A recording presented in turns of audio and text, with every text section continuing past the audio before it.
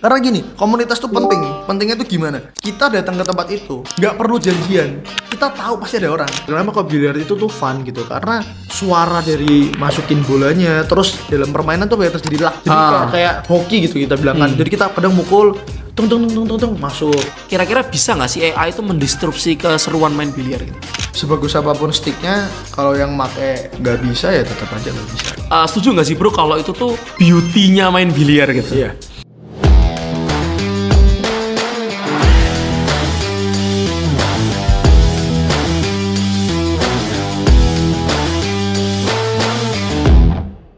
Oke guys, aku fam semua, welcome to Potbil. Nah, tempat nongkrongnya anak-anak biliar yang culture abis. Oke, hari ini kita mau ngobrol-ngobrol asik dan santuy ini guys ya, sama Gen Z yang main biliarnya getol banget teman-teman ya. Tidak lain dan tidak bukan adalah James. Terima kasih sudah datang James. Terima kasih.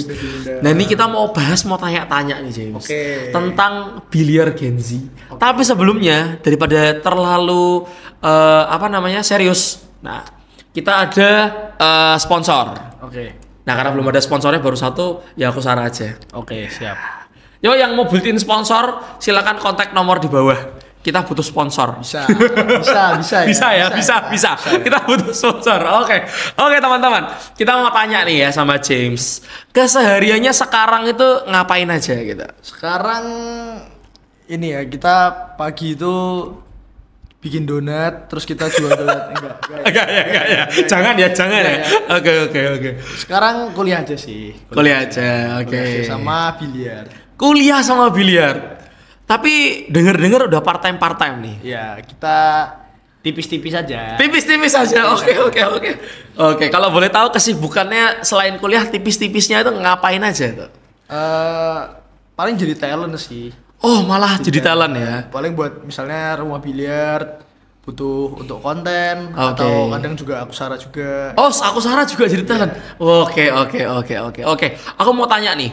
Kan kamu kan kesibukannya biliar juga kan. Nah, aku mau tanya nih, kira-kira ada nggak sih relate-mu tentang kuliahmu dengan industri yang kamu geluti sekarang? Aku mau tanya nih, kamu tuh kuliah kan? Kuliah kan? Kuliah. Nah, kuliahnya tuh jurusannya apa? Kuliah jurusannya komunikasi. Sekarang fokusnya jadi talent. Jadi talent. Nah, kira-kira ada relate gak antara kuliah dan... Mungkin kalau ditarik garis besarnya ada relate-nya ya. Iya. Karena kan kita di depan kamera otomatis ada unsur-unsur komunikasinya juga. Gitu. Oh betul. Jadi kalau boleh kulik-kulik dikit nih, di kuliahmu ada yang kayak offline komunikasi, online komunikasi gitu? Atau lebih ke arah online gitu? Lupa ya. Tapi kayaknya yang kayak customer behavior, terus. Marketing gitu ada sih. Soalnya komunikasi kan kalau di kampusku kan dibagi jadi dua. Dia komunikasi strategis sama satunya jurnalisme kalau nggak salah. Aku kebetulan ngambil yang komunikasi strategis, jadi lebih ke marketing gitu. Oh berarti kamu lebih ibaratnya komunikasinya tuh justru malah lebih ke arah marketing ya berarti. Kalau bahasa kasarnya tuh lebih yang diuangkan. Lebih karena diuangkan. Kalau yang jurnalisme kan jadi wartawan. Iya. Walaupun diuangkan juga sih jadi wartawan, tapi kan meliput kejadian ya malahan. Kalau kamu mempromosikan sesuatu. Betul. Gitu. Oke. Dan kira-kira dengan kerjaanmu sekarang tuh kan gini ya. Bisa dibilang kamu ini kan hobi di biliar. Betul. Tapi punya juga skill di bagian komunikasi. Sesuai sama hasil ya kuliahmu lah tentunya ya kan yang kamu pelajari selama ini. Itu sangat membantu banget nggak? Apalagi sekarang industri biliar kan sudah mulai berkembang tuh. Kalau bikin konten membantu sih. Jadi misalnya kita jadi talent, kita jadi ngerti cara ngomongnya, mungkin juga secara public speaking lebih pede gitu. Kita mau bawain ini penyampaiannya ke video tuh lebih enaknya kita ngomongnya gimana sih, kata-kata diksi yang dipilih juga mungkin lebih ya mungkin karena membantu dari kuliahnya juga. Boleh tahu kulik lebih dikit tentang dunia content creating nih, kira-kira kamu bikin juga content plan gitu mungkin? Kalau konten plan untuk sekarang belum sih ya. Jadi sesuai schedule aja. Kalau misalnya ada panggilan ya kita bikin. Tapi kalau buat pribadi belum terlalu rutin sih. Oke. Tapi kan kamu ada beberapa klien tuh. Contohnya kayak mungkin rumah-rumah biliar gitu. Nah, kan mayoritas ide kontennya kan mungkin dari kamu ya. Nah, itu kira-kira kamu riset-riset gak sih tentang itu? Atau kamu kalau ada panggilan baru kamu kayak ya udah aku riset gitu? Atau kamu hari-hari juga tontonanmu sehari-hari juga tentang biliar? Iya, kalau tontonan sehari pasti tentang biliar. Pasti tentang biliar. Cuma kalau misalnya buat ide konten, mungkin karena yang aku lihat sekarang pangsa pasarnya tuh seumuran sama aku, jadi kita gampang cuma bikin konten yang buat kita tuh relate, buat kita tertarik aja, terus kita tinggal recreate aja gitu. Pernah nggak kamu kayak bikin kontennya tuh yang di luar biliar, kamu bikin jadi biliar banget gitu? Belum sih, belum kepikiran ya. Belum kepikiran ya, malah belum kepikiran ya. Oke. Tapi menurutmu possible gak ngelakuin hal itu gitu? Kayak contohnya kayak dulu kan sempat ada tren kalau nggak salah tuh yang pura-pura ketabrak terus tiba-tiba jatuhnya di mana gitu, jatuhnya tempat biliar gitu kan. Terus kayak kontennya keluar dari mobil dorong dikit terus beli barang ketap pula kartu kreditnya kan gitu. Nah kan ada tuh kan. Nah kamu gitu-gitu kadang kamu mixin ke biliar nggak gitu? Ada nggak plan-plan gitu? Ya kalau yang itu biasanya kan kayak visual hook gitu ya. Iya, visual hook. Ya, ada juga sih yang gitu-gitu. Cuman untuk sekarang karena fokusnya tuh jadi rumah biliarnya itu kan punya pasar yang memang sekarang kebanyakan kan anak-anak muda. Iya, betul. Terus sekarang kan di situ tuh lebih banyak yang pemain yang handicapnya tinggi-tinggi lah. Oke. Jadi kita bikin kontennya tuh untuk rumah biliar yang jadi klienku arahnya tuh ke situ gitu. Kita mengumpulkan pemain-pemain yang udah bisa main gitu. Jadi instead of entertaining purpose justru malah lebih ke biliar itu sendiri. Lebih ke semacamnya tuh edukasi sama show gitulah. Edukasi sama show. Oke. Dan kan kamu kan juga kuliah komunikasi nih. Kayak seberapa relate-nya sejak kamu bikin konten, comparing dari sebelum kamu bikin konten tuh kayak ada perbedaan gak sih rumah biliar itu gitu? Kalau rumah biliar di Semarang ya berarti kita bicara yang kamu kerjain gitu. Growing banget sih secara. Growing ya. Karena berarti kita ngomong 1 tahun lalu. Enggak, sorry. 2 tahun lalu. 2 tahun lalu itu di Semarang mungkin rumah biliar baru berapa ya? Belum ada 10 kalau nggak Iyalah, di bawah 10. Belum ada 10. Sekarang udah growing banget dan dengan growing itu otomatis kan secara sosial media mulai main ya. Dan kebetulan rumah biliar yang jadi klienku tuh dari dulu aku mainnya di situ. Iya.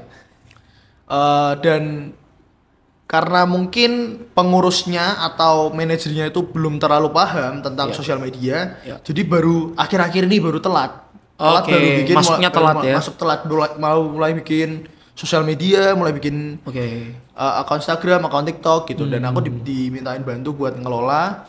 Jadi menurutku kalau dari engagementnya lumayan growing sih, dan mungkin lebih membantu anak-anak muda juga gitu loh. Jadi selain biliar tuh kalian misalnya main tiap hari daripada cuma main-main aja, kalian rekam aja gitu loh, jadi nggak masalah gitu. Bisa dijadiin konten juga kok yang kayak gini gitu loh. Aku juga mau sedikit edukasi juga ke rumah-rumah biliar nih ya. Dengan kamu adanya bikin sosial media di situ, secara customer datang gitu, apakah ada growing gitu? Untuk sekarang mungkin masih belum terlalu signifikan lah, tapi growing belum terlalu signifikan karena impact dari sosial media tuh kalau menurut pengalaman pribadiku ya, jadi itu pasti tetap long term, jangka panjang. Jadi nggak mungkin kita baru masuk terus tiba-tiba boom, meskipun viral tapi return to salesnya tuh nggak setinggi itu gitu loh. Jadi kalau menurutku karena kita telat masuk, ya kita harus lebih sabar sedikit buat nanti jangka panjangnya. Karena kalau aku lihat rumah-rumah biliar lain yang di Semarang yang udah dari dulu punya sosial media yang proper, video reels apa segala macam, punya talent, punya videografer apa segala macam. Jadi mereka yang sekarang udah ibaratnya mulai ngerasain menuai hasilnya gitu. Mulai berarti gitu. Content creating ini ternyata butuh waktu ya supaya ibaratnya orang bisa catch ya. Betul. Oke. Apalagi kalau rumah biliarnya posisinya banyak, otomatis kita bicara supply-nya itu banyak. Cara kita buat jadi top of mind-nya customer kita itu kan kalau menurutku masih langkahnya tuh masih banyak banget. Dari dia pertama kali lihat tempat kita, terus main ke tempat kita, terus berulang kali ke tempat kita sampai akhirnya itu jadi tempat nongkrongnya anak-anak muda itu. Nah, mereka itu di situ kan masih lama banget gitu. Mungkin gini, aku juga mau tahu sih kayak seberapa efektifnya sosial media tuh kira-kira. Kan kamu kan berarti kan kamu nge-catch anak muda nih dari sosial mediamu. Berusaha nge-catch anak muda, dan anak muda yang bisa dibilang ya hampir bisa main lah, maksudnya lebih ke arah yang bisa main instead of yang bener-bener gak sama sekali. Nah itu ada nggak mulai main di tempat biliar yang kamu jadi klien gitu? Kalau ini aku ralat ya, berarti kalau aku sharing kontennya edukasi dan show, market yang aku target tuh mulai dari yang belum bisa main, sampai bisa main sedikit dan yang bisa main gitu. Jadi kalau menurutku edukasi itu promosi yang paling gampang lah ya. Dari segala bidang lah. Jadi maksudnya kita sambil ngajarin, market juga excited terimanya gitu. Mau ngerti, mau belajar. Oh ternyata pukulan yang kayak gini tuh yang susah ya ternyata ya. Oke. Berarti aku paham. Tapi dengan itu growingnya juga lumayan terlihat lah, walaupun nggak yang signifikan banget. Betul. Jadi kadang kayak dari kita lihatnya dari komen-komen yang ada di sosial media, jadi kayak kadang kayak mereka juga kita videoin si A, misal pemain si A, dia handicap untuk Jawa Tengah, dia handicapnya lumayan tinggi nih. Ada yang komen, oh ini idolaku gini. Jadi seru juga sih kita lihat impact dari anak-anak muda yang ada di sosial media gitu. Oke. Nah kira-kira kalau lihat dari perkembangan biliar itu sendiri di sosial media ya, terutama di sosial media yang kamu jalanin, kira-kira konten biliar itu sekarang tuh growing nggak? Kayak maksudnya sekarang lumayan banyak yang relate sama biliar gitu. Ya bisa dibilang sih growing, karena biliarnya sendiri lagi growing ya. Oke. Jadi industrinya memang lagi growing. Industrinya juga lagi growing. Oke. Nah, gimana menurutmu melalui konten-konten yang kamu punya, yang kamu buat sekarang tuh, kira-kira kamu punya strategi khusus nggak? Maksudnya untuk menjaga biliar ini tuh tetap growing dan dengan maksudnya gimana? Orang yang main biliar tetap akan main biliar, orang yang belum main biliar jadi pengen main biliar. Kira-kira kamu ada strategi? Mungkin dari konten-konten yang kamu buat. Kalau ke situ itu nanti masuknya gini sih sebenarnya. Kan dulu aku main biliar pertama tahun kalau nggak salah 3 tahun lalu lah. Oke, 3 tahun lalu. Diajak sama temen kampus. Terus kita main. Mulai dari hari itu jadi sering. Jadi maksudnya kok tiap hari ke tempat biliar gitu. Nah itu kalau menurutku ada fasenya tuh kita masih jadi awam. Awam itu dari yang belum pernah main terus jadi main. Terus dari yang main mulai sering main. Nah, jadi dari mulai sering main itu kita jadi main terus di tempat itu gitu loh. Jadi kalau menurutku stepnya itu dari awam, terus nanti mulai kita nanti tahap tengahnya ini kita mulai beli stick, mulai belajar, mulai kalau nggak bawa stick mulai ngerti stick lokasi yang bagus yang mana, stick lokasi yang bengkok yang mana. Mulai belajar pukulan A, pukulan B, sampai nanti kita beli stick, upgrade stick, mulai beli case, beli stick break, beli stick jam, baru nanti mulai latihan yang benar, baru nanti kita jadi ibaratnya komunitas di tempat itu, kita main di situ terus gitu. Berarti paling strateginya nge-guide mereka ke arah situ gitu loh. Gimana caranya mereka tuh tetap stay di komunitas itu. Berarti dari strategi yang kamu buat berarti lebih mayoritas digiring untuk menuju ke arah komunitas itu sendiri. Kalau menurutku sih gitu. Supaya mungkin nggak bosan juga ya kalau main ada komunitasnya ya. Karena gini, komunitas tuh penting. Pentingnya tuh gimana? Kita datang ke tempat itu nggak perlu janjian. Kita tahu pasti ada orang. Ya kan? Kita datang ke tempat yang kita udah sering main sama teman-teman kita semua di situ.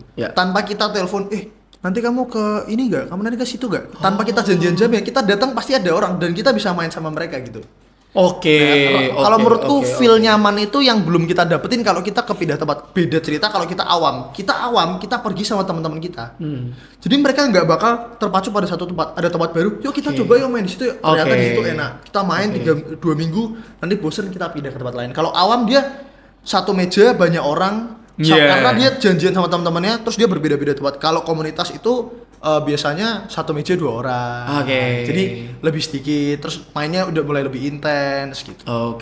Berarti dengan kata lain nggak cuma sosial media, tapi end game-nya itu adalah komunitas itu sendiri ya. Harus kuat ya komunitasnya. Harus kuat. Kalau menurut saya harus kuat. Itu teman-teman. Jadi ini dikit masukan untuk rumah-rumah biliar. Itu selain kalian gedein sosial medianya, itu komunitas juga penting teman-teman. Jadi kalian harus bisa menggait orang tuh nyaman main di situ ya. Betul. Setelah itu juga jam berapapun di mana kapanpun orang kalau kesana ya pasti ketemu teman main gitu kan. Oke, bagus banget. Nah by the way malah aku jadi lupa. Aku tuh mau tahu awal mula kamu kenal sampai kamu kan ikut beberapa turnamen ya sudahannya. Itu perjalanannya seperti apa gitu? Oke, kalau pertama kali main tuh ya itu tadi yang aku ngomong 3 tahun yang lalu ya? 3 tahun yang lalu diajak sama teman kamu. Jadi dulu SMA nggak pernah biliar sama sekali. SMA nggak pernah biliar. Biasanya kan orang kan mulai kan biliar. Betul. SMA mulai biliar. Udah mulai biliar. Aku dulu SMA nggak biliar sama sekali. Terus kuliah mulai biliar, diajakin sama teman. Terus mulai rutin. Jadi waktu itu rutinnya tuh parah. Rutinnya tuh jadi setiap pulang kuliah, kelas siang langsung main di tempat biliar. Main tempat biliar terus sampai teman-temanku yang waktu itu pertamanya ngajakin main udah pada nggak main. udah pada berhenti. Nah aku sama pacarku main terus berdua. Bukan main ya, tiap hari main. Mulai beli stick, mulai kenal aku Sarah. Waduh ya wes. Mulai kenal aku Sarah. Iya. Mau beli stick 1, terus latihan, terus upgrade stick, mulai stick 2, mulai beli case lah, dari situlah. Kita mulai keracunan pelan-pelan ya. Mulai keracunan pelan-pelan. Tapi racunnya positif ya teman-teman. Racun positif. Positif. Oke. Ini udah bukan penghobi ya, berarti ini pecandu sekarang. Oh sudah jadi pecandu biliar ya. Pecandu biliar. Apakah haruskah kita ganti tagline kita jadi para pecandu biliar ya? Pecandu biliar. Tuh ya teman-teman. Jadi intermezzo aja ya. Jadi biliar tuh ternyata komunitasnya tuh sampai segitu masifnya, sampai bisa dibilang dalam tanda kutip itu jadi pecandu ya di biliar ini ya. Iya. Karena kalau waktu itu aku pernah baca juga ya, itu jurnalnya siapa gitu. Jadi dia jelasin kenapa biliar tuh kan kalau di US kan biliar itu di bar ya. Jadi kenapa kok biliar tuh di bar? Kenapa kok biliar itu tuh fun gitu? Karena suara dari masukin bolanya, terus kepuasan dia waktu kan di biliar tuh kan banyak terjadi dalam permainan tuh banyak terjadi luck.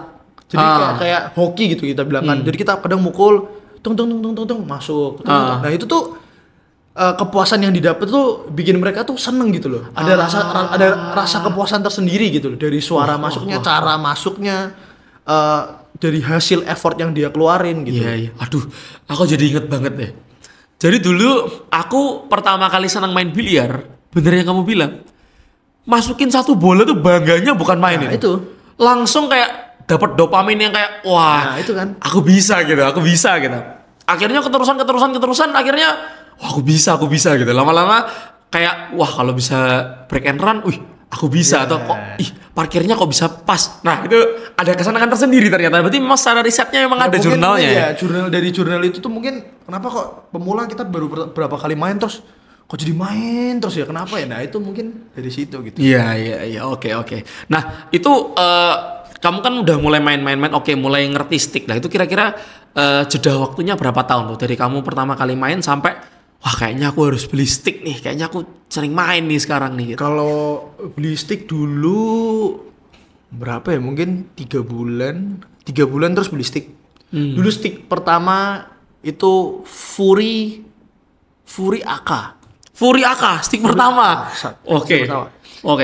Fury AK stick pertama harganya dulu 3 tahun lalu tuh 1.850 guys. 1.850 tuh kalau menurutku buat pemula oke banget. Oke. Pertama pakai Fury malahan. Fury AK. Yeah. Terus selang 1 bulan upgrade stick. 1 bulan Langsung upgrade bro. Gila. Karena gini, karena lagi seneng-senengnya tuh bosen. Wah, kayaknya nih mulai sok tahu kan. Ini mulai kurang low deflection nih. Nah, mulai gitu-gitu. Siap. Waktu itu sempat ketipu juga beli shaft ketipu. Nah, itulah maksudnya kadang ada oknum-oknum di tempat biliar tuh yang memanfaatkan orang-orang awam lah ya. Makanya kalau kalian menurutku ya guys, ini bukan gimana, tapi beli itu ke toko, bukan hanya harus ke Akusara ya, tapi maksudnya beli ke toko yang ada fisiknya gitu. Jadi kalian bisa minta pertanggungjawaban tuh. Ini gimana gampang ya? Ya gitu lebih masuk akal, lebih reliable lah, lebih terpercaya lah. Terus waktu itu ganti Q-Tech Avid. Wah, langsung Q-Tech Avid, siap. Q-Tech Avid dulu diganang-ganang sebagai stick pemula terbaik gitu. Dulu 3 jutaan katanya gitu. Iya, 3 jutaan. Terus kita beli terus main itu selang berapa ya? Mungkin 3 bulanan lagi deh ganti stick lagi. Itu baru mulai beli mesh.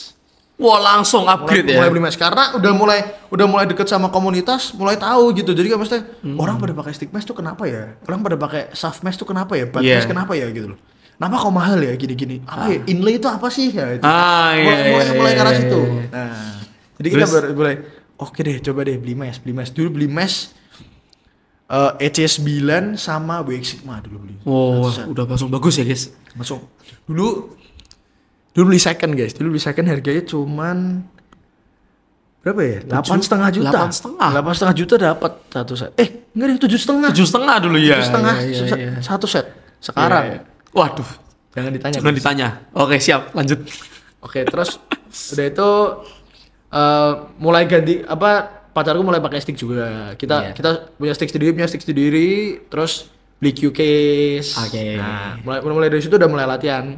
Sampai sekarang udah punya stick sendiri, udah punya Q case sendiri. Wah, sampai udah sendiri punya personalisasi ya. Yeah. Karena udah mulai ngerti ya kayaknya ya. Dulu aku dari WX Sigma itu ganti ke Ignite guys. Jadi kalau langsung Ignite kok. Langsung Ignite. Wah, ampun kok. Jadi gini. Siap.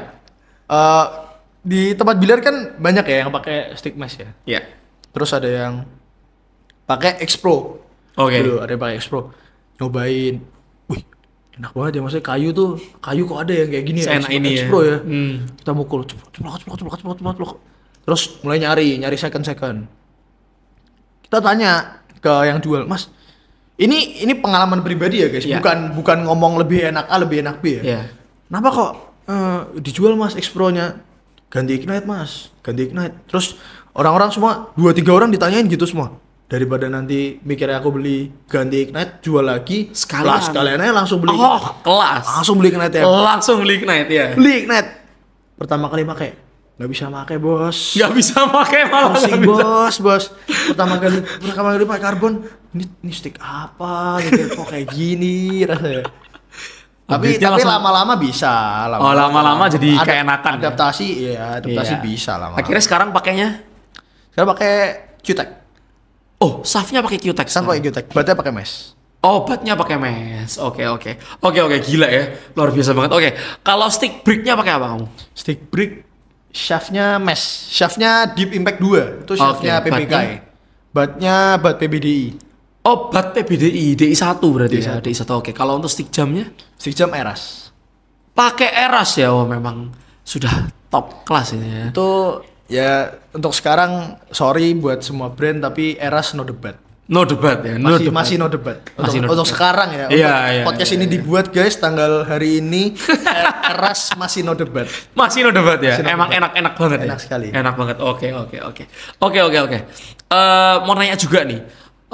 Apa yang bikin kamu tuh akhirnya kan jadi develop kan? Maksudnya kayak upgrade nih dari stick ini jadi tahu A, jadi tahu B, jadi tahu C. Ada nggak waktu itu triggernya apa gitu? Kayak kok pakai Fury AK kurangnya di mana? Itu apa aja sih yang kamu rasain? Jadi dulu ada satu orang di tempat biliar yang bikin trigger. Itu waktu itu gantinya yang dari WX Sigma ke Ignite. Nah, triggernya tuh ini bukan sombong ya guys, tapi orangnya tuh cuma bilang ngapain punya duit tuh buat mempermudah bukan mempersulit gitu. Jadi kita punya duit beli aja yang menurut paling bagus gitu. membantu kamu biar mainnya tuh bagus, udah gitu aja. Jadi kayak oh iya bener juga ya, kita punya duit ngapain beli yang, maksudnya kalau bisa beli yang bagus, bisa mungkin beli yang bagus gitu. Iya. Beli aja yang bagus kalian supaya masuk ganti-ganti lagi atau gimana. Dulu belum ada guys brand-brand, maksudnya brand-brand yang ibaratnya 5 jutaan dapat karbon, dulu belum ada. Dulu maksudnya kita kalau mau beli yang harga pangsa karbon 5 jutaan tuh beli second pada saat itu ya kan. Jadi maksudnya kita nabung dulu baru kita beli gitu loh. Nah, betul. Apalagi dulu Ignite kan orang bilang Ignite kan dari harganya tuh dia maksudnya di pasaran kan sangat itu ya, mencolok ya. Dia paling atas gitu. Jadi Ignite dulu beli baru tuh 9 juta. Jadi orang kan mesti kan bertanya-tanya, kenapa ya kok SAF karbon ini kok 9 juta sendiri gitu. Aja harganya nggak nyampe segitu. Iya gitu. Maksudnya ini brand apa? Kok mesti Ignite kok di atas sendiri harganya. Jadi otomatis kan orang semua kepo, dia beli gitu. Nah dari situ kita nyobain, oh ya kayak enak-enak juga ya. Waktu kita punya sendiri, kok kayak gini ya rasanya. Nah ternyata tuh memang butuh adaptasi. Tetap butuh adaptasi. Oke. Kecuali kalian memang udah handicap tinggi ya, kita sorry pakai stick up aja bisa gitu. Iya, tinggal 1 jam 2 jam paling udah paham lah, sehari 2 hari udah bisa pakai gitu kan. Oke. Nah jadi triggernya itu kamu ya itu juga ke trigger karena omongan orang juga. Iya. Tapi kamu ngerasain nggak kayak defleksinya stick harga sekian, defleksinya harga sekian, kamu kan sudah pernah coba nih stick dari harga 3 jutaan, 1 jutaan sampai harganya puluhan juta. Lah itu ada perbedaan nggak? Kalau menurutku ada sih. Jadi misalnya yang pertama stick tidak low defleksi bukan menjadi masalah, karena apa? Kan ada orang juga yang main dengan stick defleksi yang bisa dibilang cukup tinggi dan bisa main. Memang ada gitu. Yang kedua, apakah low defleksi itu misalnya stick dengan harga 3 jutaan bisa setidak low defleksi yang harga 9 jutaan? Apakah bisa? Belum tentu. Jadi kadang memang ada komponen yang tidak support gitu loh. Ibaratnya bisa nggak motor 150 cc kita garap sebisa mungkin sampai larinya kayak motor 1000 cc? Ya belum tentu bisa gitu. Iya betul. Ada kemungkinan nggak? Ya kita nggak tahu. Tapi kalau sejauh yang saya tahu tidak bisa gitu loh. Yang misalnya dari harga sekian mau disamain nih sampai low defleksi sama ini. Ya belum bisa. Mungkin settingan tuh bisa membantu gitu. Jadi settingan tuh mulai dari master tip, mulai dari ferrule, dari shaft, dari butt, terus dari pemberat buttnya itu pakai extender atau enggak, itu dari situ mungkin bisa membantu stick itu. Cuma kalau untuk mencapai ke titik yang sama, kalau menurutku belum bisa gitu. Belum bisa ya. Kalau untuk sekarang belum bisa ya. Apakah mahal berarti enak? Tidak juga. Tidak juga. Tapi mahal berarti enak juga belum tentu juga gitu loh. Jadi kita sebenarnya kunci nomor 1 itu cuma cocok. Itu dia. Jadi stick biliar itu justru malah ke arah personifikasi. Lebih ke cocok. Kalau kita ya sorry ya, kadang ada juga orang sticknya tuh mahal puluh juta tapi mainnya juga ya gitu-gitu aja gitu. Iya. Bukan yang gimana gitu. Ada yang cuma pakai stick custom cuma berapa 1 juta stick play tapi mainnya ngeri-ngeri gitu loh. Ya ada juga ya. Jadi itu ya guys. Jadi kembali lagi ya, mungkin harga itu bisa mungkin menentukan itu kualitas. Tapi kalau secara pemakaian itu personifikasi ya. Betul. Lebih ke arah personifikasi ya. Oke. Ini obrolannya makin berkembang guys ya, karena mungkin dari pandangan Gen Z ini cukup luas ya. Jadi membandingkan beberapa hal ya. Aku juga mau bahas nih. Justru malah aku lupa nanya lagi nih ya. Kamu kan tadi kan kamu balik lagi nih ke masalah komunikasi gitu ya. Kamu ini enggak, maksudnya kamu kan sekarang kan berarti kan masih kuliah ya, ke depan kamu mau bekerja gitu kan. Nah, aku tuh pernah dapat artikel kalau misalnya kita tuh menggabungkan 2 sampai 3 skill bersamaan, itu tuh bisa lebih baik daripada orang lain gitu. Nah, contohnya lah, mungkin kalau niatnya gigih banget jadi atlet, tapi kalau logical thinkingnya nggak jalan juga nggak bisa gitu. Logical thinking harus jalan, gigihan sebagai atlet disiplin juga harus jalan. Jadi punya 2 skill yang berbeda gitu. Jadi mungkin untuk menjadi yang terbaik gitulah. Nah, untuk kamu yang mau entry ke dunia kerja nih, kira-kira menurutku biliar kan termasuk dalam skill ya, termasuk dalam skill karena itu beda seperti yang waktu itu sempat podcast juga sama Coach Tanaka, dia bilang beda seperti kamu beli Lamborghini. Kalau kamu beli Lamborghini, ya kalau kamu punya uang kamu bisa beli. Tapi kalau skill biliar, kalau kamu nggak asah, mau kamu punya uang sebanyak apapun juga kamu nggak akan sampai ke situ gitu kan. Jadi kan itu kan termasuk skill ya. Plus kamu punya skill komunikasi. Kira-kira di dunia biliar itu sendiri, di industri biliar sendiri, mungkin nggak sih kita tuh menggantungkan mungkin job atau pekerjaan di dalam industri biliar dengan menggabungkan skill-skill itu yang kamu punya kan sekarang komunikasi dan skill biliar tentunya yang pengetahuan yang lebih maju gitu.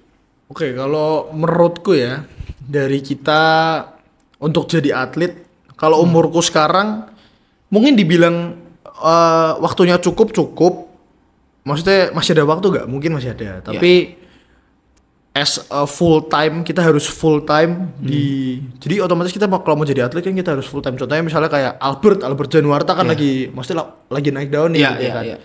Dia full time latihan biliar, maksudnya dari situ mungkin aku belum bisa gitu loh. Karena terlalu gambling lah umurku yang maksudnya udah umur segini kita mau full time di situ nggak berani juga gitu loh. Kembali lagi nih menurut James ya. Ya menurutku ya guys. Jadi kalau misalnya kalian merasa orang tuaku support kok dan masih bisa kok biayain sampai nanti sekiranya amit-amit kenapa gitu. Ya no problem gitu. Karena kan sebenarnya cari uang di biliar tuh bukan hanya dari turnamen guys. Kayak betul. Bukan kita bicara ya kita nggak bisa bohong, pasti tetap ada yang judi yang apa tetap ada. Tapi secara positif kalau kalian memang mau buka mata kalian, kalau kalian tahu caranya kayak kalian coaching, kalian ngadain turnamen. Betul. Jadi maksudnya kalian mulai bikin konten atau kalian jualan stick, cara memonetisasinya kan nggak cuma itu aja gitu loh. Betul. Monetisasinya kan nggak cuman dari atlet gitu aja. Mungkin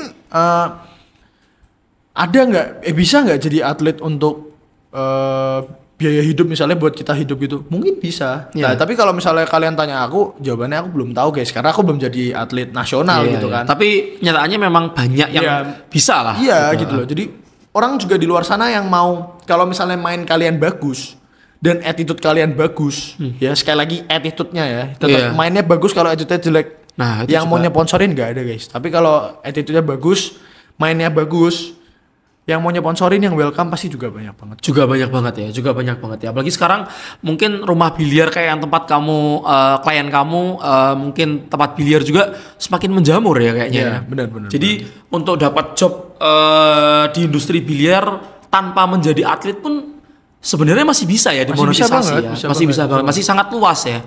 Karena kembali lagi mungkin biliar itu juga industri ya bro. Benar. Ya industri ya. Jadi yang dibutuhkan nggak cuma atletnya aja, tapi orang-orang yang berada di industri tersebut ya. Benar. Oke. Berarti dengan menggabungkan dua skill yang kamu punya, mungkin bermain biliar yang kamu sudah intens dan mungkin sudah ribuan sampai ratusan sampai ribuan jam yang udah kamu spend di biliar itu, mungkin bisa berguna untuk masa depanmu nggak sih bro? Kalau buat sekarang mungkin lebih ke pengalaman kontennya aja sih. Jadi pengalaman creating konten itu kan untuk digitalisasi zaman sekarang menurutku sangat penting ya. Sangat penting ya. Jadi belum ada bisnis B2C yang menurutku sampai sekarang yang tidak membutuhkan creating konten. Iya, betul. Yang ini kita bicara B2C ya. Iya. Kalau menurutku sekarang semua perlu bikin konten yang B2C. Jadi apapun itu kalian juga harus mulai belajar guys sedikit-sedikit. Nggak cuma bukan konten yang video terus gitu, edit foto. Mulai dari yang simple pasti kalian itu kok, apalagi sekarang ada AI. Kalian udah mulai apa ya, lebih terbantu lah untuk creating konten. Dan kita bicara buat masa depan, kalian juga harus apa ya, bisa ibaratnya basic skill lah ya. Menambah basic skill yang cuma ngedit foto gitu-gitu. Kalau menurutku ngedit video kalian udah harus bisa sih guys. Harus bisa ya. Kalau zaman sekarang harus bisa ya anak muda ya. Oke, aku juga cukup tertarik sih tentang pembahasanmu tentang AI ya. Aku tuh mau tanya, untuk kamu yang Gen Z lah, AI ini kan kecenderungannya kan selalu berdekatan dengan komputer. Yeah. Sedangkan biliar ini kan suatu olahraga atau industri yang ibaratnya dalam kita bermain itu tuh lebih ke mechanical ketimbang program. Betul. Nah, gimana caranya AI itu menurutmu bisa nggak sih kayak AI itu membantu kita dalam bermain gitu? Kayaknya waktu itu pernah, kalau kalian pernah lihat juga ya guys, ada video ada LCD gitu di atas, dia ngasih jalur buat orang mukul boleh. Kayaknya tuh bisa mungkin soon dengan developing yang lebih matang, soon mungkin bisa membantu sih. Oke. Kayaknya bisa sih kalau kayaknya bisa ya. Buat depannya buat latihan, buat training. Buat training masih bisa ya, bisa banget ya kalau buat AI ya. Karena kan kita sekarang tuh kalau menurutku di biliar ya. Kenapa kok kadang kita main kadang bisa bagus, kadang bisa enggak. Itu cuma kalau menurutku masalah kedisiplinan sih guys. Jadi kalau kalian bisa, dan yang bikin, kalau menurutku yang bikin gak disiplin tuh karena kalian kadang latihan bentar capek itu bikin kalian kan kurang apa ya, gritnya kurang gitu loh buat. Dan mungkin kalau misalnya AI itu bisa membuat skema latihan yang fun, nah itu mungkin bisa sangat membantu arah ke situ ya. Mungkin lebih develop ke arah situ, nggak tahu juga. Ya tapi kalau menurutku ya, aku mau tanya sih sama kamu juga. Kira-kira bisa nggak sih AI itu mendistrupsi keseruan main biliar gitu? Kan biliar itu kan mechanical kan, olahraga yang mechanical kan. Nah, kira-kira bisa nggak sih kayak AI itu mendistrupsi apa ya, art dalam bermain biliar itu sendiri gitu? Mungkin soon bisa ya. Tapi kayaknya untuk sementara ini enggak sih. Maksudnya kita masih dengan apa yang ada di meja gitu loh. Oke. Dengan pukulan-pukulan yang ya masih yang itu aja gitu. Iya. Kayaknya selama yang jalanin masih manusia yang main, selalu ada margin of error ya. Iya benar. Kayak by the way, ini sedikit waktu itu pernah lihat juga ya. Orang di Jepang, Honda kalau nggak salah, Toyota itu nyiptain robot bisa nembak dari satu lapangan. Satu lapangan ditembak masuk loh. Tapi itu ya itu tetap akan jadi robot kaku seperti itu. Nggak mungkin dia bisa menganalisa segala sesuatunya seperti kelincahan orang bermain biliar, bermain basket gitu. Mungkin nanti bisa ya. Cuma maksudnya untuk sekarang ya, kalau dalam biliar sih kalau aku sih berharapnya enggak ya. Karena artnya tuh beauty-nya beda ya. Kalau menurutku kita lihat orang main, dia break tas gitu, terus dia bisa ngabisin cara placement. Karena kan di biliar ini kan sebenarnya variabelnya banyak ya, jadi betul. Tidak ada pukulan yang salah sebenarnya. Jadi misalnya selama itu habis dan sah dengan cara kalian masing-masing, kalau menurutku kan itu hal yang benar gitu loh. Iya, betul. Tidak ada pukulan yang salah. Jadi harusnya sih kalau dengan adanya AI nanti, misalnya dia bikin robot, kita kan nggak tahu ya. Iya. Dia bisa nemuin power break yang hasilnya pasti 90% sama terus gitu. Terus dia bisa ngabisinnya, itu menurutku. Iya. Paling tapi kalau menurutku ya, mungkin dia bisa development, mungkin jangka pendek yang kelihatan, mungkin dia bisa mendevelopment teknologi stick yang mungkin lebih mutakhir lagi ya. Tapi kalau secara olahraga mechanical mungkin ya yang handle yang pilotnya yang variabel di pilotnya yang lebih penting kan justru malahan kan. Iya. Kalau buat sekarang sih ya bener sih, maksudnya sebagus apapun, kebalik lagi ke tadi. Sebagus apapun sticknya, kalau yang make nggak bisa ya tetap aja nggak bisa. Tetap nggak bisa. Justru setuju nggak sih bro kalau itu tuh beauty-nya main biliar gitu? Iya. Kalau menurutku stick itu membantu nggak? Maksudnya kita beli stick mahal itu membantu nggak? Membantu guys. Ada hal-hal yang memang dari stick lokasi yang kalian pakai di tempat biliar kalian itu yang tidak bisa kalian lakukan di stick ini. Iya, tapi maksudnya apakah sesignifikan itu? Ya enggak. Kalau kalian nggak latihan ya sama aja gitu. Kalau nggak latihan sama aja tuh ya guys. Bahkan Gen Z pun udah paham ya, kalau kita nggak latihan ya sama aja bohong ya. Itu nggak mungkin, kita males terus maksudnya kita pengen bisa main kayak Jason Shaw gitu, nggak mungkin. Terus beli stick bagus berharap bisa itu nggak mungkin kita ya. Kita beli stick Jason Shaw supaya bisa kayak Jason Shaw. Nggak bisa bro. Iya betul. Stick SVB guys biar mainnya kayak nggak mungkin gitu. Nggak mungkin. Tetap harus latihan. Bahkan kalau kalian dengerin kata-kata pemain-pemain kayak mereka ya, dia tuh pasti tetap bilang siapapun sejauh ini yang aku lihat yang di interview yang ditanyain pasti mereka tetap nyampein buat latihan. Oke. Kalau Jason Chow dia waktu itu di video sama siapa deh, content creator juga kalau nggak salah di Bandung waktu dia datang ke Jakarta. Setelah itu kan dia ke Bandung, terus dia diwawancarin juga siapa, shoutout buat yang bikin videonya tuh, dia tanyain tips and trick bro buat Jason, buat tips biar bisa mainnya tambah jago. Dia bilang you need to train sama bet a little, dia bilang taruhan sedikit, katanya nggak usah duit tapi bayarin makan gitu, dia bilang bayarin makan aja nggak apa-apa, tapi yang penting ada rasa itu, di rasa kamu pengen menang gitu. Kalau nggak salah kira-kira gitulah kata-kata. Oke. Jadi beda-beda ya, mungkin tiap orang tuh punya, mungkin kalau lebih ke Chinese Taipei dia lebih fokusnya ke latihan, ke fundamentalnya. Jadi dia ngadepin pressure-nya tuh bukan ke situ, tapi ke arah fundamental gue tuh komplit bro. Jadi mukul A, mukul B, ini semua udah bisa, kita nggak perlu pressure. Mungkin itu kan mungkin beda-beda ya. Iya, beda-beda. Oke. By the way, aku juga pernah denger quotes dari salah satu coach juga di Semarang. Dia tuh bilang kalau dalam kita bermain biliar, mindsetnya itu adalah kalau tiap kali kita mau nembak, kita tuh harus berpikir kalau sampai nggak masuk nggak makan gitu. Jadi bener-bener diperhatiin sampai beneran, sampai kita tuh oh ya udah titiknya di sini, kita perhatiin gitu loh. Jangan kita tuh asal nembak malah nggak berkembang, nggak kemana-mana gitu. Kalaupun salah pun belajar lagi gitu, karena makannya di sini gitu.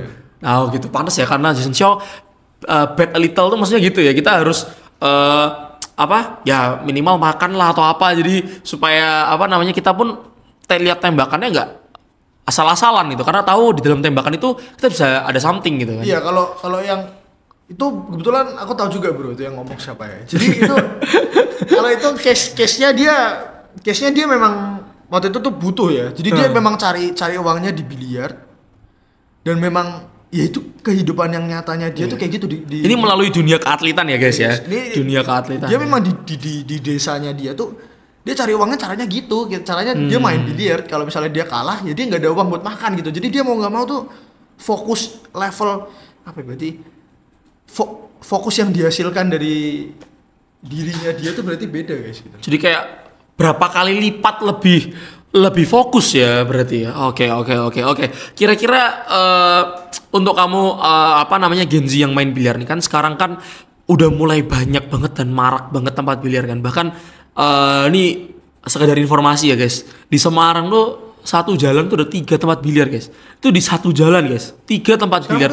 Kalau nggak salah 50 tempat biliar ya di seluruh Semarang ini ya. Udah ada sini. Nah itu 50 tempat biliar guys. Nah itu gimana sih menurutmu tuh biliar sekarang gitu? Maksudnya kalau dulu di zaman mungkin awal-awal kita main kan, tempat biliar tuh justru malah kebanyakan om-om yang udah main biliar dari lama gitu loh.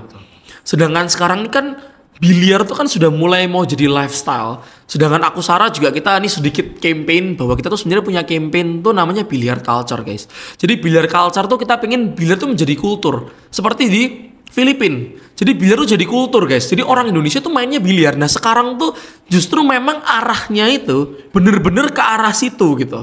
Nah menurut pendapat kamu gimana, yang kamu mungkin hari-hari nongkrongnya di tempat biliar gitu? Oke, ini kebetulan baru keinget juga ya. Kemarin malam aku barusan lihat kayak ada video. Jadi cewek gitu di tempat biliar, dia marah-marah gitu, terus dia jelasin. Jadi gini ceritanya guys. Jadi aku lupa nama akunnya itu apa, nama akun ceweknya itu apa. Aku lihatnya di sosmed gitu ya. Dia tuh jelasin, jadi dia pernah datang ke suatu tempat biliar. Ini bukan di Semarang ya, kayaknya dia di Jakarta atau di Tangerang gitu. Dia tuh datang ke tempat biliar yang tempat biliarnya itu tuh free ladies table. Jadi kan ada guys, jadi tempat biliar yang kalian boleh free buka meja di situ kalau kalian cewek gitu kan. Iya, ladies free. Jadi intinya dia pernah datang ke tempat itu, dia main, dia lagi main sendirian, terus dia samperin sama om-om yang ada di situ. Misalnya ceweknya namanya si A ya, si A kamu nanti main ya sama cewek yang di sini gitu. Nggak usah judi gitu, kita have fun aja gitu. Terus nyari 8 gitu. Jadi si cewek ini, si A ini udah menang 5-0. Terus tiba-tiba omnya nyamperin. skornya berapa? 5-0. Yang 5 siapa? Aku. Oh ya udah. Terus tiba-tiba waktu selesai itu posisinya jadi 7 sama dan 8-7 yang menang tuh cewek yang main di tempat itu. Oke. Main yang tadi disuruh main sama omongnya itu. Ya. Terus karena si A ini datang sama temennya 2, cowok. Tiba-tiba omongnya itu nyamperin temennya cowok, terus dia nagih uang. Si cewek yang si A tuh kaget. Maksudnya, "Loh, ini uang apa?" Katanya waktu skornya 5-0, omongnya itu ngajak temennya yang 2 ini, "Mau nggak kita taruhan? Aku pegang yang cewek tempat di sini." Temennya otomatis megang yang si A dong. Iya, betul. Nah, jadi dia kalah. Waduh. Maksudnya dijadiin ya ekosistem biliar yang menurutku sampah banget sih orang-orang kayak gitu. Berusaha apa ya, makanin. Kenapa sih gitu? Kan kita di sini tuh berusaha maksudnya mengubah image, bukan cuma image ya, maksudnya berusaha biliar tuh biar jadi alurnya tuh jadi positif terus gitu loh, ke arah yang positif gitu, bukan tempat yang kayak gitu. Itu sangat-sangat, kalau menurutku sangat-sangat disayangkan sih, apapun yang mungkin orang itu lakukan dengan cara apapun yang di tempat itu tuh, kalau menurutku tuh sangat parah lah. Dibilang parah banget. Jadi memang di industri biliar ini sendiri pun nggak dipungkirin memang sebenarnya ya tetap ada oknum ya bro. Ya oknumnya tuh sebenarnya di semua industri pasti ada oknum kan gitu. Nah mungkin ini James, salah satu yang James ceritain ini menjadi alert buat kita semua. Kalau misalnya nanti di tempat-tempat biliar, apalagi kalau apalagi temennya yang 2, sebenarnya kalau yang cewek-cewek main ya santai aja main gitu kan. Tapi kalau yang cowok-cowok jadi bet sama omnya kan salah kan jadinya kan. Tapi jangan salah bro, aku juga pernah kena juga di industri ini. Jadi tuh memang gini guys, ini saran ya buat aku yang udah ngelewati fase-fase ketipu, fase-fase dimakan orang yang dalam tanda kutip tuh negatif. Saran aja buat kalian di tempat biliar, yang nomor 1, jangan terlalu gampang baik ke orang. Biasanya tuh orang-orang yang udah mulai bisa main, yang om-om atau yang mas-mas yang udah mulai bisa main, yang dia mulai deket-deket terus ngajakin main atau minta sponsor turnamen atau ya yang macam-macam kayak gitulah. Yang berurusan dengan uang lah. Kalau menurutku mending jangan. Kecuali ya memang kalian sudah punya cara untuk menanggulanginya. Jadi misal om kalian dari dulu main biliar, terus ada yang deket-deket kayak gitu, kalian tanya aja sama om kalian. Ini kayak gini aman nggak sih, atau kayak gini baik nggak sih? Gitu. Nah itu. Tuh kalau mungkin itu salah satu gunanya komunitas juga kali. Iya, jadi tapi kan kalau kita posisi awam kan kita nggak tahu. Iya, nggak ada komunitas. Ya kan? Kita nggak tahu. Maksudnya kita harus tanya kemana. Kayak waktu itu posisiku, aku nggak tahu harus tanya kemana. Maksudnya ini orang ini nipu apa enggak, orang ini bener apa enggak gitu. Jadi betul. Aku ceritain aja ya, nggak apa-apa ya. Jadi waktu itu ada orang yang datang ke aku, minta disponsorin turnamen di luar kota. Kita sebut aja si A namanya. Jadi si A minta disponsorin keluar kota. Oke, gue bilang. Terus selang beberapa hari, aku bilang kalau misalnya emang kamu mau berangkat, ini masih ada beberapa hari, masih ada 3 harian nih. Latihan aja di Kingdom. Nanti mejanya aku yang bayar. Maksudnya kalau aku mau nyponsorin si A untuk turnamen, dia seharusnya di versi terbaiknya dong. Turnamennya kebetulan di luar kota, di Pekalongan. Terus aku nanyain juga, maksudnya buat akomodasi gimana. Dia cuma minta pendaftaran aja. Oke. Terus aku nanya, stickmu mana? Sticknya di orang, lagi digadein katanya. Waduh. Oke, terus aku bilang oke, tampil sekalian aja gitu. Dengan nominal sekian, akhirnya aku mau ku tebus sticknya biar bisa dipakai dia turnamen, biar bisa dipakai keluar kota. Tiba-tiba tuh nominal, dia tiba-tiba telepon lagi, nominalnya berubah gitu. Minta tambahan gini. Aku bilang maksudnya, wah sorry ya, maksudnya kalau mau ditambah nggak bisa kan, dari awal nominalnya udah segini gini. Akhirnya deal, udah aku bayar, sticknya diambil, terus dia ke tempat aku main, ke Kingdom, ketemu juga, terus kita udah latihan, main, ngobrol. Besoknya dia berangkat, hari Jumat dia berangkat. Terus Sabtu, Minggu, intinya dia tidak berhasil di turnamen itu, turnamen di luar kota itu. Akhirnya dia pulang ke Semarang. Tiba-tiba guys, steak itu paketan itu isinya chef Q-Tech, Bud Custom, jambrik, tas. Kan dari 4 item ini yang paling berharga kan chef Q-Tech dong, kita tahu dong. Tiba-tiba chefnya nggak ada guys. Jadi chefnya itu dijual sama dia, tapi dia ngakunya chefnya dibenerin. Oke. Sampai akhirnya ya dengan gimana pun caranya maksudnya aku nemuin orang ini tuh bohong gini-gini segala macam, dan akhirnya ya udah case close. Maksudnya dia berusaha buat nyelesain tanggung jawabnya dia juga dengan apapun itu ya udah gitu maksudnya. Iya. Namanya oknum tuh pasti tetap ada guys di tempat. Iya, jadi gitu. Mungkin saran aku ya guys, kalau kalian di tempat-tempat biliar ya stick sama satu tempat biliar dan cari komunitas ya di situ ya. Jadi instead of kita muter-muter kemana-mana yang ujungnya kita nggak tahu orang yang kita temuin tuh bener atau enggak gitu. Betul. Ya. Terus mungkin dengan adanya sekarang tuh komunitas-komunitasnya juga mulai ada anak muda yang masuk. Mungkin kalau kalian yang anak muda bisa cari temen yang anak muda juga, jadi biar bisa connect gitu ya. Terus yang mungkin sesuai sama umurnya lah. Kalau sekarang biliar range-nya lumayan luas ya bro. Benar. Lumayan luas ya, jadi lebih cari komunitas ya. Oke. Nah setelah itu aku mau tanya juga nih, selain kita bahas lifestyle yang buruk lah dari biliar itu sendiri, mungkin ada oknum-oknum juga. Kira-kira ada nggak bro kayak perbaikan-perbaikan yang sekarang yang memudahkan gitu? Contohnya kayak mungkin turnamen lebih sering atau apa, jadi bisa lebih ngasah atau gimana gitu? Iya sebenarnya kalau menurutku turnamen tuh membantu sih guys. Misalnya kayak kalian gini ya, kalian turnamen mahasiswa. Kalian gampang cari komunitasnya, itu semua mahasiswa. Kalau kalian mau berbaur, itu seumuran semua sama kalian. Kalian tanya kalian mainnya biasa di mana. Ngalir aja gitu loh. Dengan kalian ikut turnamen atau bahasanya arisan ya, kalau turnamen mini turnamen atau arisan atau apapun. Home turnamen. Iya kalian, maksudnya kalian di situ tuh kesempatan kalian buat berbaur gitu. Kalian bisa kenalan, kalian bisa ngobrol satu sama lain, tukeran Instagram atau gimana, biar bisa kalian ada komunitasnya, ngebantu kalian juga buat develop skill kalian gitu. Kalian bisa latihan atau membantu kalian juga supaya tidak terkena hal-hal yang negatif tadi gitu loh.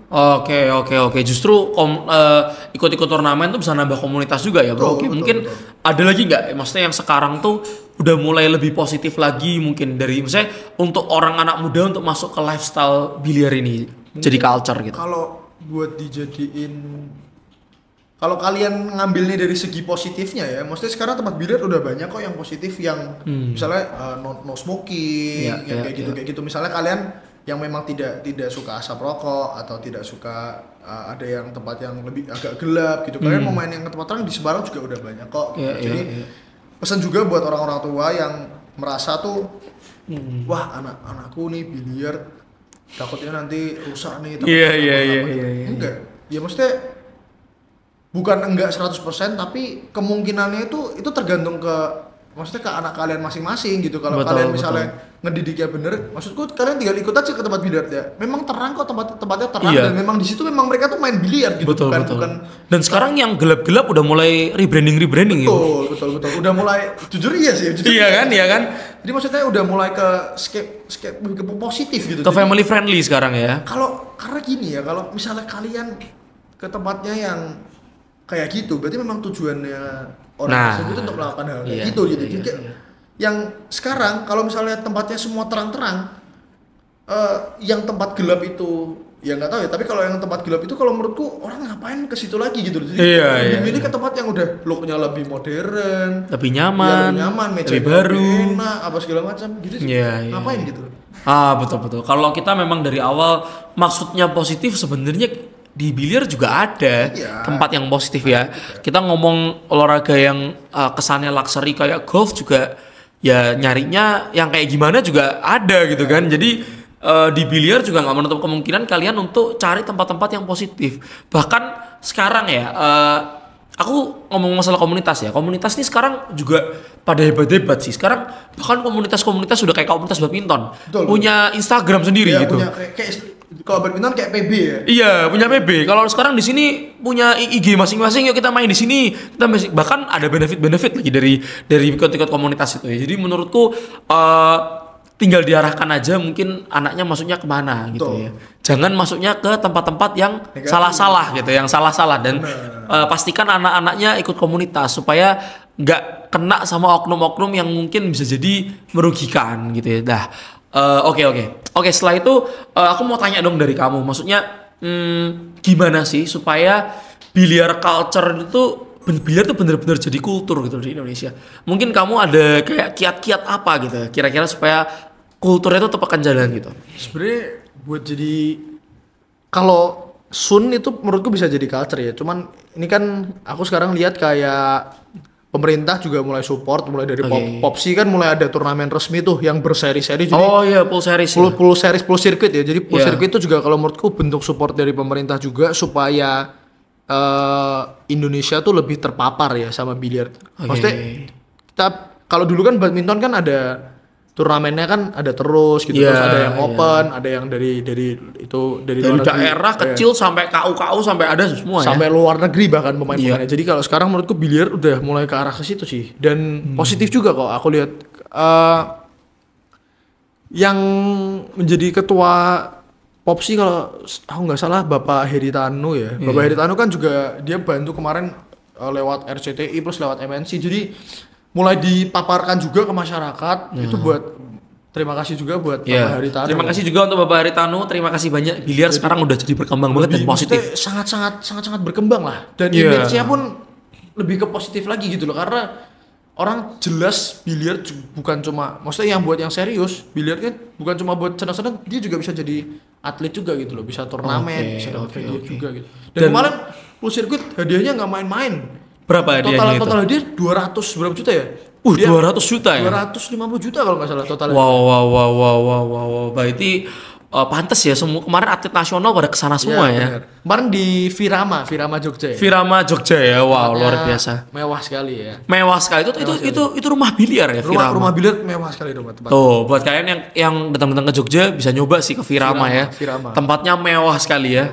Mewah sekali. Oke, berarti mungkin bantuan dari pemerintah ya. Jadi sekarang udah mulai kerasa ya.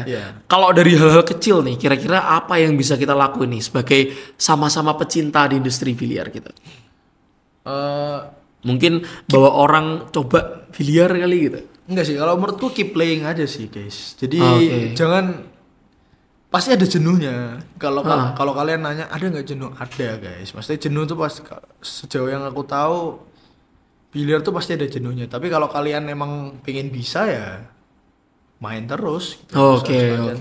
Sebenarnya caranya dan ini menurutku caranya bisa tuh bukan cuma latihan yang maksudnya kita ngedrill gitu enggak guys, tapi kalian main terus lama-lama juga bisa. Oke. Pemain autodidak ya, kita bicara pemain autodidak. Bisa nggak? Bisa jadi nggak? Bisa, tapi lama banget.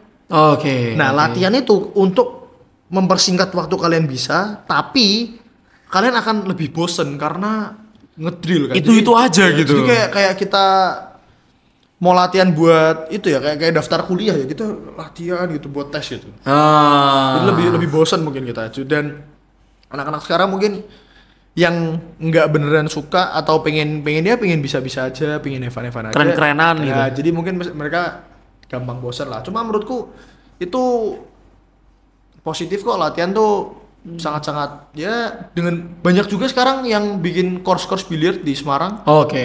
Mulai dari yang private, mulai dari yang apa, kalian bisa cari di mana-mana. Iya. Oke. By the way, aku malah jadi seru nih, pengen bahas yang masalah jenuh itu, masalah bosan ini. Sebenarnya biliar itu kan satu sisi ya, biliar itu kan olahraga yang abstrak karena begitu kita nge-break nggak tahu bolanya kemana. Betul. Tapi dari satu sisi sebaliknya, pada saat kita drill ya bosan kan, kayak kita belajar hal fundamental yang kita ajarin berkali-kali gitu. Nah, mungkin kalau diomong bangun rumah, ya kalau mau lihat fondasi cakar ayam ya semua rumah ya mungkin fondasinya, kalau misalnya kamu mau bikin 3 lantai ya begitu, mau bikin 2 lantai ya begitu, mau bikin 1 lantai ya begitu. Kalau kamu mau bikin 3 lantai besinya pakai yang ini ya harus besar kalau mau lantai-lantainya tinggi gitu kan. Kalau lantainya kan gitu. Tapi kalau sudah jadi rumah kan arsitekturnya kan selalu jadinya berubah-berubah gitu. Nah itu ada nggak tanggapanmu terkait perbedaan fundamental yang mungkin orang bilang boring dan permainan biliar yang segitu abstraknya gitu? Jadi kalau kalian lihatnya, maksudnya kalian kiblat bermainnya itu Filipina ya, mereka tuh punya basic yang kita bisa tahu lah itu nggak boring ya. Kalau kita lihat Filipina tuh kan mereka tuh tipikal mainnya tuh berani, terus nggak textbook gitu ya, nggak textbook bener. Nah itu kalimat yang tepat ya, nggak textbook. Jadi mereka tuh punya cirinya mereka masing-masing dan kalian tuangkan ke permainan tuh kelihatan banget kalau ini stroke-nya siapa, ini bridge-nya siapa tuh kelihatan maksudnya kalau Filipina tuh kan sedangkan beda seperti pemain-pemain yang Eropa. kayak Eropa, Chinese Taipei gitu-gitu kan, kalau mereka kan lebih ke fundamental. Jadi itu sama kayak sama-sama apel tapi satunya hijau satunya merah gitu. Sama-sama apel tapi dua-duanya sama-sama apel, sama-sama bagus gitu. Intinya gitu aja. Cuma yang satunya hijau, satunya yang ini lebih merah gitu. Tergantung kalian lebih suka kayak mana gitu aja. Oke. Jadi dalam metode latihan tapi gini ya guys, aku mungkin sedikit disclaimer ya, setahu aku ya, ini mungkin kita rada berdiskusi ya. Kan pemain-pemain Filipina yang mainnya bisa sampai ibaratnya tidak textbook, itu kan waktunya kan sungguh-sungguh lama itu kan. Maksudnya kayak hampir dari kecil dia tahu kalau stroke-nya kayak mungkin kita bisa bilang mungkin seperti Bustamante, kan stroke-nya diputar-putar gitu kan. Evan Reyes juga kan pada muter-muter gitu kan stroke-nya kan. Nah itu kan padahal di dalam fundamental biliar tuh kan bisa dibilang salah gitu. Kalau kita ikutin kiblatnya yang Eropa gitu kan, itu kan salah gitu. Jadi menurut kamu nih, lebih prefer sebagai Gen Z ini, lebih prefer yang mana gitu? Lebih prefer yang textbook, yang latihan fundamental dimatangin, setelah itu baru dilepas ke experience yang mungkin bolanya mencar-mencar, atau lebih suka yang ya udah otodidak aja, yang maksudnya ya memang takes time, it's okay gitu. Itu artnya gitu. Jadi gini ya, kalau aku lebih memilihnya otomatis yang latihan dulu. Jadi latihan itu buat apa? Buat basic. Tapi nanti style kalian developnya tuh gimana? Yaitu ciri kalian masing-masing. Ada nggak stroke yang salah? Ya kalau menurutku nggak ada. Jadi caranya bermacam-macam caranya. Yang penting tujuannya itu satu. Bisa nggak kalian mukul bola bagian bawah dan bolanya tuh mundur? Misalnya kita bicara nge-track. Kalau menurutku nggak ada stroke yang salah, nggak ada stance yang salah, nggak ada bridge yang salah. Maksudnya ini menurutku ya guys. Jadi karena apa? Kita lihat aja pemain-pemain dunia beragam-ragam stroke stance, tapi tetap ada ciri-ciri masing-masing. Jadi kalian megangnya nggak bisa, mungkin megang tuh harus lebih loose. Jadi kalian nggak bisa megangnya terlalu. Kalau itu kan basic yang kalian nggak bisa lawan gitu loh. Tapi kalau misalnya cara ngayunnya, cara megang sticknya, ini tangannya ada yang keluar, ada yang ke dalam, ada yang lebih nyamping, ada yang sikunya gini, kayak itu kita. Kalau kalian melihat dari garis besar itu banyak banget guys. Maksudnya sangat susah untuk diperdebatkan. Bahkan ya, jadi kalau kalian ngomongin autodidak ya, kita bicara bisa nggak main autodidak? Kalau menurutku bisa guys. Ajay Manas pemain Filipina yang baru Ajay Manas. Umur 12 tuh kemarin aku baru lihat video di YouTube. Umur 12 dia udah CQ guys. Badannya sama sticknya masih tinggi mejanya, dia udah CQ guys. Jadi itu maksudnya kalau kalian ngomongin Filipina, ngomongin apa ya, autodidak, mereka tuh sangat-sangat keras lah mungkin di situ tuh. Mungkin mereka latihan tuh mereka sama yang udah jago-jago, mereka latihan gimana caranya menang terus gitu. Oh ya, main sama yang tuh salah satu latihan yang penting juga, main sama yang lebih jago. Jadi kalau kalian latihan ya, kalian punya teman mungkin yang kalian lebih jago ya, kalian jadiin tuh target. Kalian main gimana caranya kalian tuh bisa ngalahin dia gitu. Tapi kalian latihannya tuh serius, kayak turnamen gitu, jangan latihan ketawa-ketawa gitu. Kalau menurutku tuh penting. Jadi kita latihan serius, kita fokus. Kenapa ya? Kalau itu pukulanku tuh bisa kalah. Yang salah tuh pukulan apa ya? Gitu. Apakah karena fokusnya? Apakah karena kurang disiplinnya? Banyak faktornya.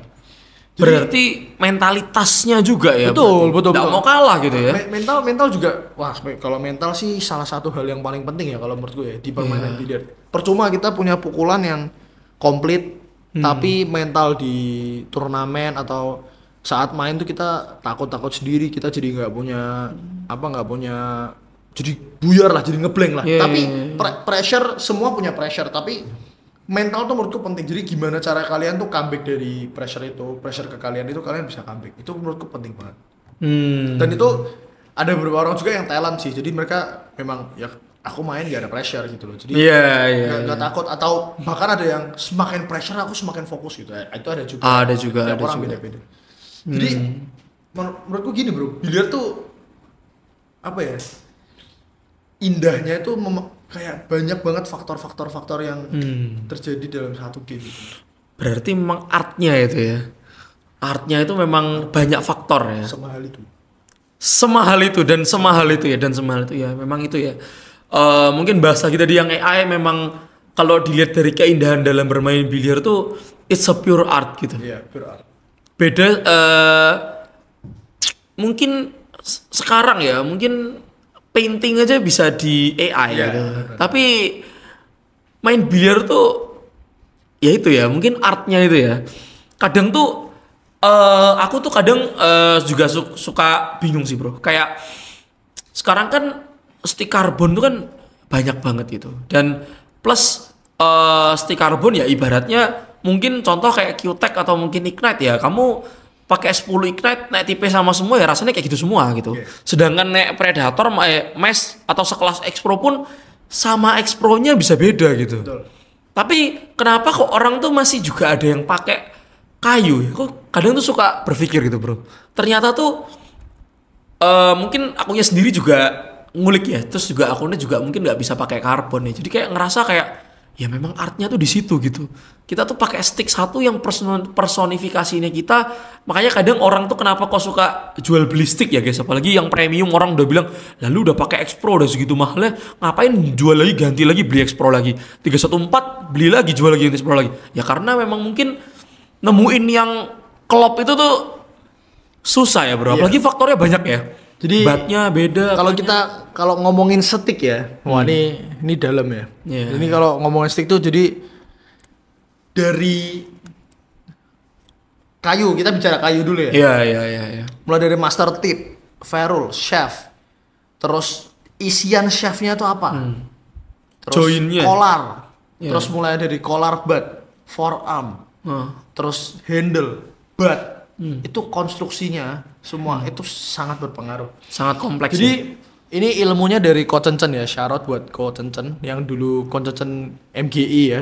Waktu itu pernah sempat telepon bentar. Jadi waktu itu, halo James, gue semangat banget kalau ngomongin Q, dia bilang.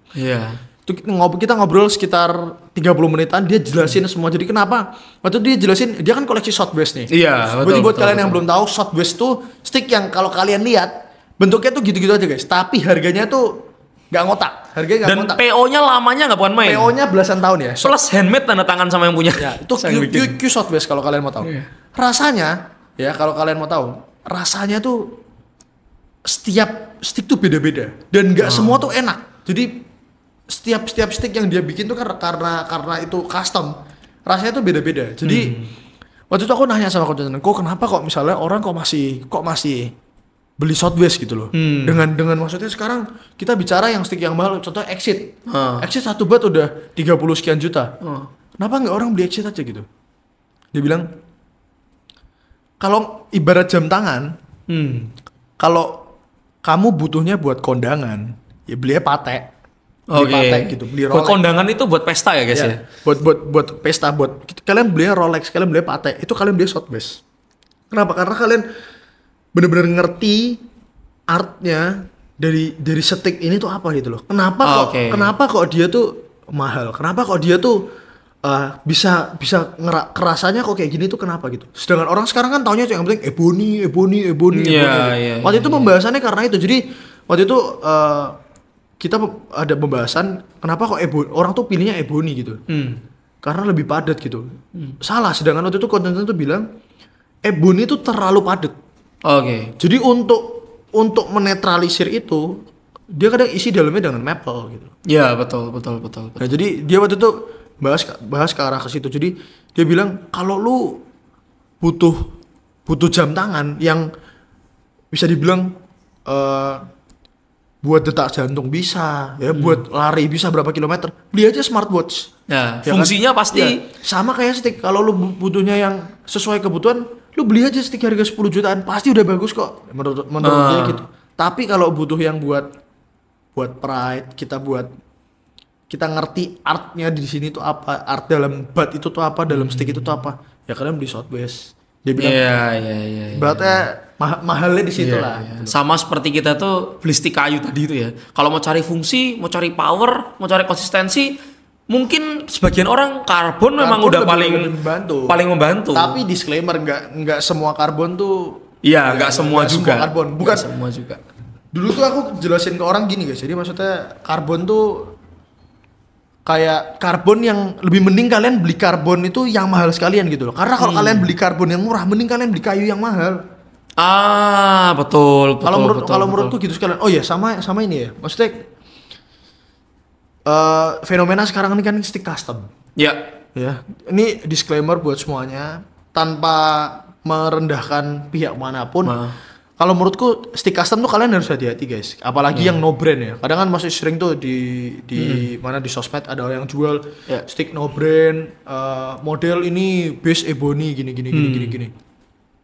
Bukan aku bilang kalian nggak boleh beli, tapi takutnya tuh kayunya basah guys. Jadi kalau kalian mau bikin stick, bengkok ya. Jadi kalau kalian mau bikin stick, kayu itu dari kayu kotak tuh blank, dia tuh di oven atau dia kayu yang udah lama ibaratnya udah kering. Itu baru itu bisa dibikin stick guys. Supaya apa? Supaya waktu kalian pakai sticknya itu nggak bengkok-bengkok. Jadi nanti udah lama pun sticknya itu tetap bentuknya kira-kiranya kayak gitu. Lurus. Sedangkan kalau kayunya itu basah atau belum di oven atau belum kering, itu lama-lama sticknya itu bengkok guys. Kalian pakai nggak kena panas pun. Biasanya kan orang bilang kan stick bengkok karena kena panas. Iya betul. Enggak, jadi itu memang karena kayunya itu basah guys. Kualitas dari blanknya itu udah bukan blank ya, dari base kayunya itu yang memang ya kualitasnya rendah gitu loh. Jadi makanya kenapa mereka bilang bahannya tuh apa ya kurang kompeten lah. Kurang bagus lah. Iya. Ini jujur li kebetulan aku juga ikut ngembangin Titan ya. Aku pernah ke pabriknya langsung juga. Bener yang dibilang James tadi itu. Jadi untuk kita tuh bisa menghasilin satu stick teman-teman. Kalau mau tahu ya, apalagi kalau kualitasnya kayak Titan itu ya. Itu kita tuh 2-3 tahun kita endepin itu kalau pakai maple pakai ebony diendepin 2-3 tahun di suhu 30 derajat. Supaya apa? Supaya kayu itu benar-benar kering. Ya. Ini sorry tuh saya aku nggak mau nyebut merek ya. Dulu waktu awal-awal waktu main juga sempet pakai stick custom, aku nggak mau nyebut brandnya. Konstruksi ini kalau ini masalah kayu ini aku pakai shaftnya itu awal-awal enak lurus bro. Ku pakai lama-lama baru 3 bulan 4 bulan kok udah bengkok. Padahal harganya waktu itu nggak murah juga shaft custom ini gitu loh. Karena aku percaya sama Q-makernya gitu. Itu jujur bikin aku kecewa sih. Maksudnya berarti dia ngasih ke aku bukan kayu yang terbaik gitu loh. Sedangkan waktu itu dia ngasih tahu aku ini udah kayu yang paling bagus ini, yang ini. Jadi shaft pakai ini tuh bagus. Jadi makin kesini kita makin paham bahwa ternyata humidity atau kelembapan dari kayu itu ternyata tuh penting banget guys untuk beli stick. Makanya kenapa kok aku Sarah tuh sekarang ya, maksudnya bukan promosi juga sih. Kenapa kok kita tuh sebelum datangin stick tuh kita tuh harus lihat dulu proses dan pabriknya, apakah trusted atau tidak gitu loh.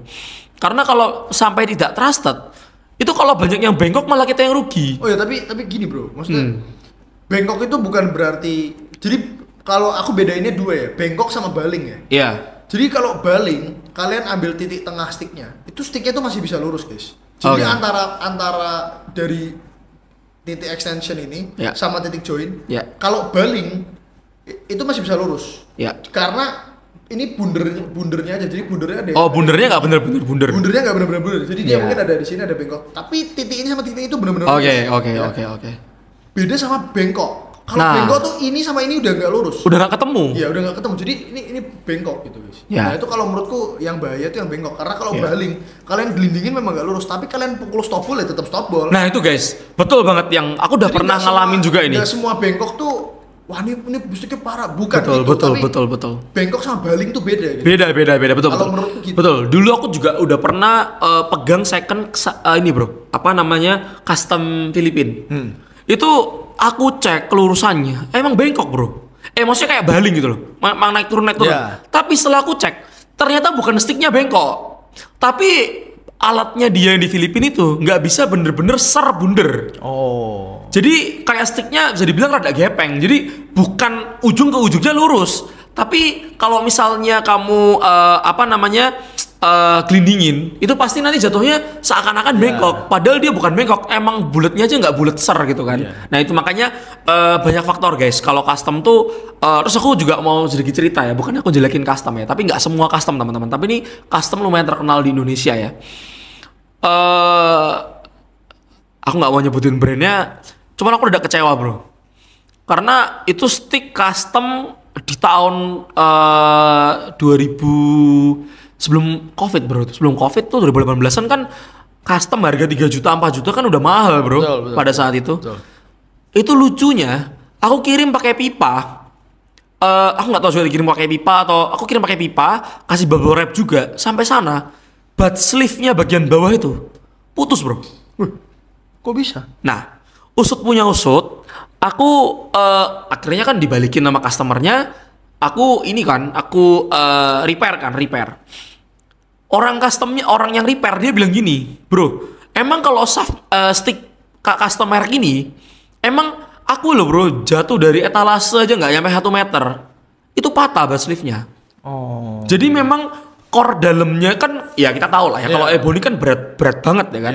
Makanya dalamnya harus di core pakai kayu, pakai maple. Iya, dibubut, dimasukin pakai maple kan. Itu tipis banget maple-nya. Oh. Jadi nggak tebel gitu loh. Jadi akhirnya penyambungnya tuh tipis. Jadi begitu jatuh langsung putus gitu. Nah itu makanya mungkin ke depan kalian kalau mungkin beberapa rekomendasi stick custom yang udah pernah bro pakai lah, apa kira-kira? Kalau custom gajah. Nah itu kalau kita lihat gajah harganya sendiri pun, maksudnya ibaratnya yang polos saja harganya berapa gitu? Maksudnya polos sekarang kalau nggak salah 5 jutaan deh. 5 jutaan bro, makanya itu bro. Makanya kita tuh nggak bisa comparing stick brand dan stick custom. Kalau kalian sampai beli stick custom dan harganya lebih murah, harusnya kalian wajarkan karena emang produksinya cuma 1. Beda kalau mass produksi kan sekali bikin langsung ratusan atau ribuan, jadi wajar aja harganya murah gitu. Jadi makanya kalau kalian mau beli stick custom harus lebih hati-hati ya. Mungkin gajah salah satu rekomendasi ya. Gajah, HW juga rekomendasi ya karena ya itu kita tahu sendiri produksinya. Lama di Semarang. Udah dari lama juga, dari zaman dulu sticknya belum ada karbonnya sampai sekarang udah karbonnya ya itu ya. Maksudnya itu kita harus hati-hati ya. Itu oke. Kayaknya rada overtime kita bro ngobrolnya. Agak overtime. Iya, mungkin nanti kita ke depan harus kita undang lagi nih. Oke. Wow, ternyata Gen Z baru 3 tahun discover banyak banget di dunia biliar. Bahkan aku cukup amazed. Aku yang udah di biliar James baru 3 tahun ya. 3 tahun. Aku yang di biliar udah dari sejak SMP ya. Mungkin berarti sekitar 10 sampai 12 tahun yang lalu udah mulai main biliar. James pun yang 3 tahun sekarang tuh wawasannya udah hampir sama guys.